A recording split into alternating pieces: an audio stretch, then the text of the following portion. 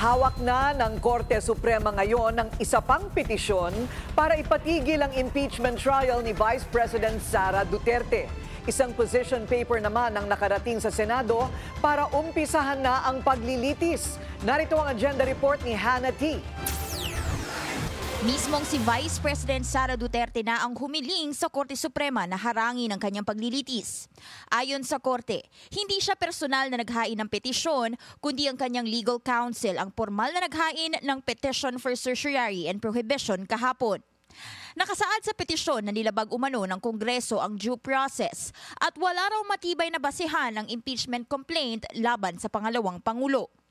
Partikular nilang kinwestiyon ang pag-transmit ng impeachment article sa Senado kahit wala pa raw clear and convincing evidence ng betrayal of public trust. Respondent sa petisyon sina House Speaker Martin Romualdez, House Secretary General Reginald Velasco at Senate President Cheese Escudero na tatayong presiding officer ng impeachment trial.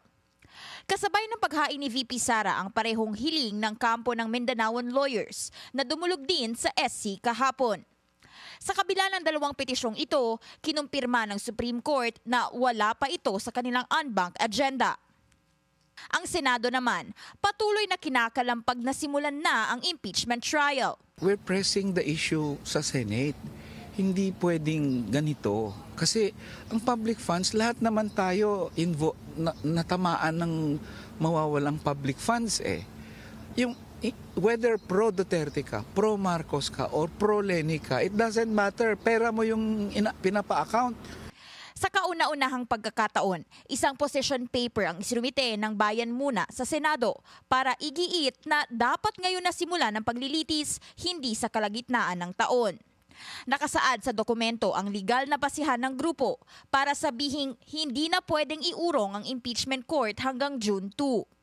Ginigiit na argumento ng Bayan Muna ang 125 million pesos na confidential funds ng OVP na naubos daw sa loob lang ng 11 days noong 2022. Posible pa raw maharap sa constitutional violation ng Senate kung hindi nila agad ikakasa ang trial. It can lead to more complaints in the Supreme Court if the Senate continues to withhold decision on whether or not it will hold trial now, in June 2, or in the next Congress. Hindi na rin daw kailangang gumawa ng bagong impeachment rules dahil may nakatakdang proseso namang nauna nang ginamit sa impeachment trial ni dating Chief Justice Renato Corona.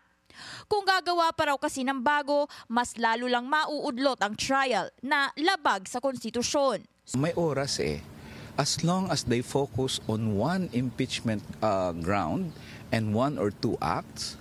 Sa naging impeachment trial ni dating Chief Justice Renato Corona, 8 ang articles of impeachment pero sa huli, isa lang ang hindi tamang pagdeklara niya ng kanyang yaman sa SAL-N ang naging ground for conviction. Pagdating sa impeachment ni VP Sara, ayon sa Bayan Muna, ang misuse ng confidential funds ang posibleng maging pinakamatibay na ground na basehan ng kanyang paglilitis. Para sa agenda, Hannah T. Bilyonaryo News Channel.